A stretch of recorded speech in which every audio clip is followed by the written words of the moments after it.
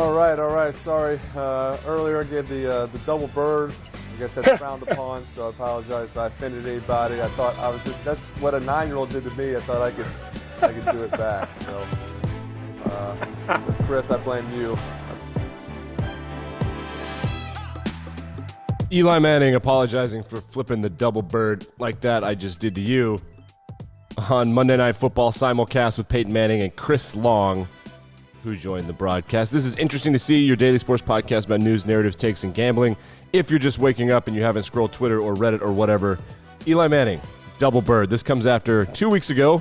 Peyton Manning dropped the F-bomb, and Pat McAfee said horseshit or something. So it's great. It's compelling. It's not compelling. It's interesting and fun, and it makes Monday Night Football not boring. You switch back to the booth, which I like the normal booth because I just like normal football. But, man, the ESPN booth is just garbage. So that's what people will be talking about today. Did you see the double bird? Yeah. I don't know. You may or may not have seen the double bird. We have an electrifying, a phrase that I will be sunsetting in 2021. College football slate coming up this weekend. It's the best college football slate of the year so far. We'll talk about that. And we'll take a look ahead at where the lines, early gambling lines for NFL and NCAA. Also, I don't know, I guess we'll just mention some things about the rankings which come out on Sundays, but whatever. But we're going to start with baseball. We haven't done baseball in a while. Some big stories happening in baseball. And, of course, it is led by the St. Louis Cardinals, who have won 16 consecutive baseball games. Consecutive is not the pronunciation, but I don't really care. You'll get over it. They won 16 straight. So where does that rank historically? It's the 8th longest in baseball history. 26 Yankees, 51 Giants, 77 Royals, 86-87 Brewers, 2002 Athletics, and 2017 Indians, which I forgot about. They won 22 in a row in 2017 with Terry Francona. Yeah, was that the year after the World Series with the Cubs? Yeah, of course. So this is crazy. It's the longest one in franchise history. It's one of the longest ones in the history of the National League. It is kind of crazy. Do they have the steam to catch the Brewers? No, the Brewers have sewed up first place. They are in first place. There is a series that will end the season with the Brewers, and the Cardinals do need to win that series. The Brewers don't, which means that the Cardinals should probably win because the Brewers should rest guys if they're smart. The way that they won their 16 game was, how do I say this? A cluster. Wait. Nice. I put that sound effect in there. It was a mess. There was an infield fly. Then an ump called it, but he didn't call it with his mouth. He called it with his hands, so no one else knew what was going on. So then the Cardinals, the guy genuinely dropped the ball. Like, he fell on his ass and dropped the ball. And then, so the infield fly hits the infield. The runners are running because they think it's like 2 outs. Let's just try to do something. And they almost get safe, but the Cardinals turn a double play because the infield fly rule. That's what the infield fly rule was invented, so that you can't just intentionally drop the baseball and get an easy-peasy double play. Well, they do, but on the second out of the double play, right, on the second out of the double play, the ump was like, oh, shit, it's infield fly, and he calls time. So this is what happens. Double play, bam, bam, right? Well, actually, I'll start from the beginning. Pop fly. Ump calls infield fly, but he doesn't call it with his mouth. It falls on the ground. Cardinals turn a double play at third, then a double play at second, and they're like, double play, we're out of the inning. In the middle of the double play, one of the umps realizes, like, oh, no, infield fly. You're safe. Call timeout. So the guy standing on second was safe, but then one guy for the Cardinals, I think in the outfield, realized that it was infield fly, and he's like, tag him. So they tag him as he's running back, but the ump called timeout, and everybody's upset and confused. So there's no force on the play because on the infield fly, the runners are available to advance on their own. So when the Cardinals turn that double play on third, they just touch the bag. Well, there's no force because the first thing that happens in infield fly is the batter's out. So the guy on third is safe, right? The guy that was on second, he's also safe. So when they thought they had a game-ending double play because of a massive error by, I don't know, Goldschmidt, Freeze, I forget who it was at third base, just fell on his ass. Right, like it was very little. What happened was he tried to stop, and his cleats did not catch the infield dirt. They just slid, which is kind of what is supposed to happen in the dirt. And he was way off anyway. So everybody's safe on the base pass except the guy who hit the infield fly. But they got out of it with a strikeout on the next batter, which I guess is that's good juju, as they say. So the Cardinals win 16 in a row. Kind of crazy. The Rockies won, I want to say, 26 of 27 in 2008 to make the playoffs. These hot teams, man, being hot is so much more important than anything else. But let's take a gander at the MLB playoff picture. Shut up, God. Got this new computer, and I forget to unmute all these sites that just ad rape me. All right, let's take a look at the playoff picture. The best team in professional baseball, probably pretty definitely, weirdly, is San Francisco. Most people pick San Francisco to finish last or second to last in that division. No, they're by far the best team in baseball. The only team that is remotely close is a team in their own division, the Los Angeles Dodgers. Many people pick the Dodgers to win the World Series. I like the Chicago White Sox. So let's start in the American League. We're going to start in the National League. In the National League East, no one wants to win it. Atlanta is currently 2.5 games up on Philly. Each team, so if I can do some quick math, 72, 82 is like 6 to 8 games left, depending on what team you are. 2.5 games up on Philly. Milwaukee has clinched the NL Central. St. Louis is currently in the wild card spot. San Francisco has clinched the NL West. The Dodgers have clinched a playoff spot. Wait, no, they have not clinched the NL West. They both clinched this playoff spot. So we can see who wants to win the NL West. Right now, the Dodgers are clinched in the playoff. The St. Louis would also be in the wild card. Cincinnati, 6 games back of St. Louis. Philly is 6 games back of St. Louis as well. Where's Cincinnati? 13 games back in Milwaukee. Yeah, Milwaukee's pretty good. Moving over to the American League, all of the drama is happening in the American League East, which is, it's effing hilarious, guys. Tampa doesn't spend any money, and they are just annihilating the Yankees in Boston, who care so much. They just care so much. So right now, Tampa has clinched a playoff spot. They're 8 games up in the division, and it would be a catastrophe if they were not able to win this division. They're 3 games behind the Dodgers, so they're one of the best teams in professional baseball this year. They have 97 wins, which is crazy. The Yankees and the Red Sox the Yankees have a 1-game lead on the Red Sox. That was a result of a big hit by Aaron Judge last night. They're playing a series right now. They always want us to care so much about that, but fellas, it's football season. We talked about this over the summer. I don't know what to tell you. So the Yankees are 1 game up on the Red Sox. Toronto is 1 game back of the Red Sox. So it's Yankees, Boston, Toronto, all right there. Baltimore is one of the worst teams in the history of the sport. In the AL Central, Chicago is a very, very good baseball team. Cleveland and Detroit are really battling for the moral victory of taking second. It's a moral victory for Detroit. It's a disaster for Cleveland. Kansas City and Minnesota are right in there. The AL Central has the least amount of good teams, but they don't have any bad teams, which is kind of interesting. Houston, they have not clinched anything, but they have 5-game lead on Seattle and a 6-game lead on Oakland. Seattle and Oakland are alive in the American League wild card race. Let's take a look. Yeah, so in the American League wild card right now, the Yankees and the Red Sox are right there. So the way that this is working is that the Yankees just have 1 more win and 1 less loss in Boston. Toronto's right there in the same situation like we discussed earlier. So it goes Yankees, then 1 game in Boston, then 1 game in Toronto, then 1 game in Seattle, and then 1 game in Oakland. So all of those teams still alive with 5 to 8 games remaining. So I know that's a lot of crap to follow, but man, it's going to be a fun race in the American League. That being said, in baseball, sometimes it's exactly what it appears, with the exception that San Francisco and St. Louis are always much better than your team. All right, let's move along to early lines in the NFL and NCAA. Always, if you're not into gambling, that's fine, just because regardless of whether or not you're into gambling, this is who the people who have actual money on the line think are going to win the games, and I think that's interesting. Who's favorite? Because who the pundits pick is stupid, because why? They don't have any money on the line. Although that would be interesting. What if you got fired if you went below 500 on your picks? That would be, I think, kind of called for.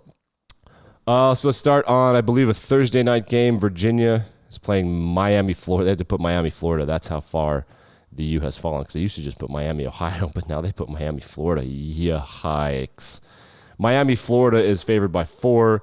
Friday night games, Iowa going to Maryland. Ooh. Iowa's favored by 4 on the road at Maryland. I think Maryland might win that game. I think they might win that game. Man. Maryland, we just talked about Taulia Tagovailoa yesterday. BYU goes on the road to Utah State. That's like an hour and a half drive.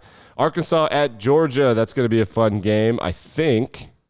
Yeah, that's a noon kickoff. Arkansas at Georgia. That's a top 10 matchup in the SEC, like we talked about. College football slate this weekend is crazy. Let's just run it down real quick, just for y'all, just because I'm here for y'all. Scrolling. Okay, so here are the games we have. These are all the ranked teams. Well, I'll just do the interesting ones.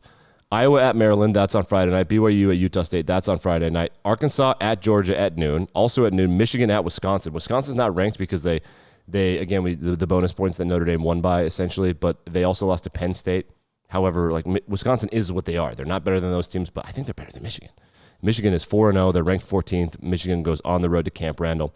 Louisville at Wake Forest is interesting. Louisville got crushed by Ole Miss, and Wake Forest is undefeated. Between the two of those teams, they're 7-1. Kind of fascinating.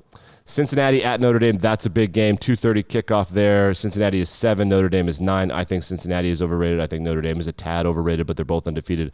So they deserve to be there. That'll be a big one. If Cincinnati has any hope of making the playoff, this game will be the reason that they are allowed in or kicked out of the playoff, no question. Ohio State at Rutgers. Rutgers is feisty this year. We'll see. Ohio State is soft. Oklahoma at Kansas State. Oklahoma has been flirting with danger, and that just screams upset. Ole Miss at Alabama. The over-under on this is 1 billion. It's the two best quarterbacks in college football, Matt Corral and Bryce Young. There will be a ton of points. I don't think there's going to be a lot of defense. Alabama is not what they used to be. Other interesting games, Mississippi State at Texas A&M. The air raid, the Texas A&M cannot score for the life of them. Baylor now ranked at Oklahoma State. It's going to be a good one. Remember when Indiana was preseason ranked? That's hilarious. They're on the road at number 4 Penn State. But if people think that they were good, then that means theoretically that should be a pretty close game. Some interesting spread things that I want to talk about right now. Nobody believes in the Jaguars, but holy crap, should the Bengals be favored by 7.5? By 8 points? In college football, that's a respectable spread if you're trying to make an upset. But oh my God, 8 points in the Bengals? If you're the Jaguars, that's like one of the games on your schedule that you can win, and I think that's really important. However, the spread that the Bills have over the Texans is 16.5, and I think that might be low. I think if the Texans could just get like 2 first down and take knees, they would. It's a minus 1,400 line. That means that it's the biggest favorite by far of the year, that you would have to bet $1,400 to win $100 back on the Buffalo Bills. So that makes it like it's far more boring than even betting on your 401k. Other interesting spreads that I find, Baltimore and Denver are a pick'em, which means that right now the spread is 1. It'll be a pick'em by the end of the week. I hate that spread. I think that Denver is significantly better than Baltimore. They look kind of strange to me. But we'll monitor these lines and see how they move. Let's move to NBA news. NBA and NHL are dusting off the cobwebs. Training camp, preseason, all that stuff is happening. Kareem Abdul-Jabbar, who many consider one of the top 1, 2, 3, 4, 5 players of all time, in an interview with Rolling Stone said, quote, "The NBA should insist that all players and staff are vaccinated or remove them from the team." Kareem is a very famously intense IDGAF kind of guy. Quote, "There is no room for players who are willing to risk the health and lives of their teammates, the staff, and the fans simply because they are unable to grasp the seriousness of the situation or do the necessary research." Checkmate. There is currently one player in the NBA that can say crap to Kareem Abdul-Jabbar, maybe 2. Now, I'm not quite. It's LeBron and Giannis. So that's if you're aware of checkmate, that's what checkmate looks like. NHL news, the NHL has some new jerseys. They're doing 3-dimensional embroidery, which, like you say, that comes out, but it looks pretty cool. It's like these team sweaters. They changed the company that makes the sweaters. It's called Prime Green, or that's what I don't understand. Yeah, it's environmental friendly material, and I guess lighter and just better for the players. I mean, hey, science is fun. We should just do more science. The University of South Carolina boosters, who think that they run the team, which is probably why they suck so bad, have reached out to the offensive coordinator of the Detroit Lions, Anthony Lynn, who I think, we should probably Google that. Anthony Lynn. Did he play for USC? He was a really good football player. They've reached out to him to see if he's interested in the job, and it's being very clearly reported that indeed he is. He is interested in the job. He went to college at Texas Tech. He's from McKinney, Texas, so they want him at USC. Let's see, as a player, Giants, Broncos, Niners, Broncos. As a coach, he's been everywhere. Offensive coordinator and interim head coach of the Bills. He was the head coach of the Chargers. Now he is the offensive coordinator of the Detroit Lions. People think he's been doing a really great job. I think that'd be a home run hire for them, actually, because he's a great mentor. He's a great coach of young men. He runs basic football. He runs pro-style offenses. He's a good football coach. So that's kind of interesting news there. I thought that would be worth mentioning because we've been discussing this USC coaching search and how it's kind of become a bit of a disaster. They're not rectifying the fact that nobody wants to be there, but he said he does. So there you go. I think that Eric Bieniemy and Anthony Lynn are going to be where they want to go. They're not going to get a college guy just because it's such a toxic place right now. All right, we're going to get out of here on this. A bomb was dropped. It's not really a bomb, but I just find it kind of cool. On the Lights Camera podcast, which is a Barstool Sports property. They get great interviews. Barstool Sports, because they're so informal, they get great interviews out of people, and this one was great. Billy Bob Thornton discussing his famous, I guess it was halftime speech in the Friday Night Lights movie. I'll tell you. He talks about how it was improvised and how he really drew from something from real life, and I thought that was cool. So we'll get you out of here on this. This is interesting to see your daily sports podcast about news, narratives, takes, and gambling. Like, rate, review, subscribe, etc., etc., etc. All right, Billy Bob. All right, here we go. Let's just do Billy Bob. Finally, God, he just wants to talk so bad. I don't know that I've ever said publicly. That halftime speech was, some of it was on the page and some of it I ad-libbed. And really? The reason for the improvisation in it was because the night before, just the night before, a friend of mine betrayed me in a way that I can't describe. So all that stuff about when you get down and you can look at that guy next to you and look him in the eye and all that kind of thing, right? And know that you are telling him the truth and that you are there for him 100%. Being perfect is about being able to look your friends in the eye and know that you didn't let them down because you told them the truth. And that truth is that you did everything that you could. There wasn't one more thing that you could have done. Can you live in that moment as best you can with clear eyes and love in your heart?